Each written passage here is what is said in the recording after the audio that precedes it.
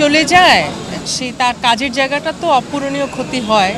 সবচেয়ে বড় ক্ষতি হয় তার পরিবারের, সবচেয়ে বড় শূন্যতা সেখানে। আর শাফিন ভাই তো এমন একজন শিল্পী, এমন একজন মানুষ যিনি সবার ভালোবাসার, সবার ভালো লাগার, সবার ইন্সপিরেশন। তো ওনার মতো শিল্পী আসলে আমি কম দেখেছি। আর এটা শকিং, কারণ ওনাকে সবসময় হাস্যোজ্জ্বল, সুস্থ, দারুণ পারফরমেন্স অবস্থায় দেখেছি। তো হঠাৎ করে ওনার সংবাদটা, বা অনেক দিন ধরে অসুস্থ সেটাও আমরা কখনো শুনিনি, তো হঠাৎ করে ওনারটা আসলে খুবই শকিং। আর শাফিন ভাইকে নিয়ে যত স্মৃতি আছে সবই ভালো, সবই সুন্দর, এবং ওনার সাথে কাজেরও আমার যা যা অভিজ্ঞতা আছে সবই খুবই ভালো। আসলে অনেক কিছু শেখার আছে, ওনারা তো এত বড় তো কেউ এমনি হয় না। তো শাফিন ভাইয়ের জন্য সবাই দোয়া করবেন, আমরা দোয়া করছি।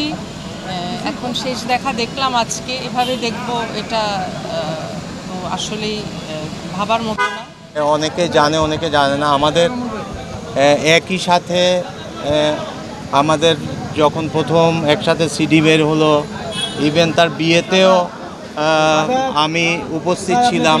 আমার সাথে একটা শাফিন ভাই একটা এক্সট্রাঅর্ডিনারি সম্পর্ক, প্লাস অনেক কিছুতে আমরা এমটিভি শুটিংয়ে থেকে শুরু করে, মানে আমার কাছে আমি খুবই মর্মাহত, শোকাহত, এবং আমি আপনাদের আমি ক্ষমা চেয়ে দিচ্ছি। আমার আসলে বলার মতো মানসিক দেখার পরে আরও I am feeling very bad.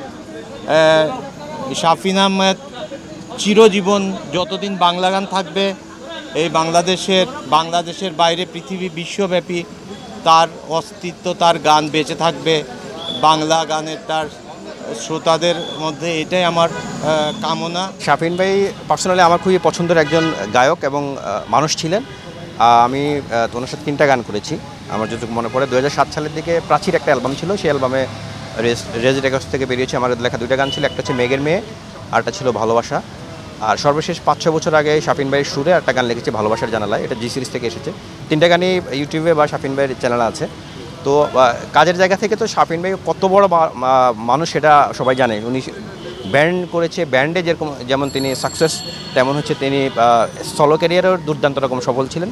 সবচেয়ে বড় কথা হচ্ছে শাফিন ভাই তো শুধু একজন শুধু গান করেছেন তা না, গানের মাধ্যমে গানের জায়গাটাকে, সঙ্গীতের জায়গাটাকে যে একটা অনেক বড় একটা উচ্চতায় ওনাদের ব্যান্ড, ওনাদের প্রজন্ম, উনি সহ ওনারা নিয়ে গেছেন। এমন দরদ খুব কম শিল্পীর মধ্যে, এরকম গলায় এরকম দরদ আমি যখন শুনছিলাম, ওই যে উনি গাইছে উৎসাহ নেই কাজে, পথ চলা নিয়ে সঞ্চয়, ঘুমের ওষুধ বন্ধু এখন মেনে নিয়ে সব পরাজয় বলতেছে, আমার সিরিয়াসলি আমার চোখ দিয়ে পানি চলে আসছে যে কি সুন্দর করে গাইতো। এবং যতক্ষণ আসতো আমার সাথে তো শুধু আসলে কাজের সম্পর্কটাই বেশি ছিল। ওই একটা শিফট ধরে শাফিন ভাই একটু একটু করে গান গাইতেন। সেই জন্মদিন তোমার গানের সময় পুরো শিফট ধরে একটু একটু করে ঠিক করে কারেকশন করে করে প্র্যাকটিস করে আসার পরেও পুরো 3-4 ঘন্টা ধরে বোধহয় কাজটা করেছিলেন। এরকম অসংখ্য স্মৃতি এই মুহূর্তে তো মনের অবস্থা এমন, কথা যে বলবো। তারপরে এই যে বললাম যেটা যে উনি বাইরে যাওয়ার আগেও কিছুদিন আগে টেক্সট করে রেখেছিলেন। তো বললেন টেক্সটের তখন ফোন করছি কোনো একটা প্রোগ্রামে, অনুষ্ঠানে কোথাও যাওয়ার জন্য বলার জন্য ফোন করেছিলেন। তো প্রায় 1.5-2 ঘন্টা ধরে শুধু অভিমানের কথাই করলেন। কত অভিমান যে শাফিন ভাইয়ের মনে, কত অভিমান যে আমাদের শিল্পীদের মনের মধ্যে জমা, এগুলো তো সবার কাছে প্রকাশ করা যায় না, এগুলো কিছু নিজের মানুষদের কাছে বলা যায়।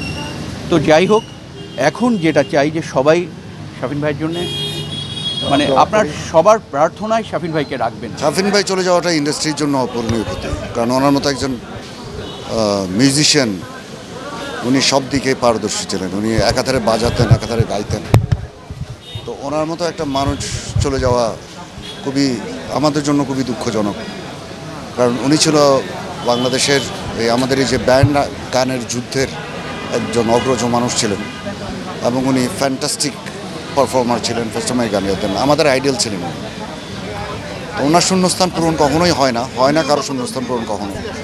কিন্তু যেটা আগেও বলেছে, আমরা একজন গার্জিয়ান হারালাম। ডেডিকেটেড মিউজিশিয়ানগুলো চলে গেছে আজকে। আমি জানি না এইরকম বড় ভাইগুলো আর আমাদের জন্য দাঁড়িয়ে থাকবে কিনা। ব্যান্ড ইন্ডাস্ট্রির পোলাপাইনরা একটা ব্যান্ড যখন গাড়ির জন্য দাঁড়ায় থাকবে, আরেকটা সিনিয়র মানুষটা দাঁড়ায় থাকবে কিনা তাদেরকে গাড়িতে তুলে দেওয়ার জন্য, আমি জানি না। এই মানুষগুলো সেজন্য আজকে এখন পর্যন্ত দাঁড়িয়ে আছি, খবরটা দিয়ে যাচ্ছি, মনটা খারাপ। তারপর জুয়েল ভাইয়ের জানাজা হবে আসরের পরে, সেখানে যাব। আপনারা সবাই দোয়া করবেন এই মানুষগুলোর জন্য।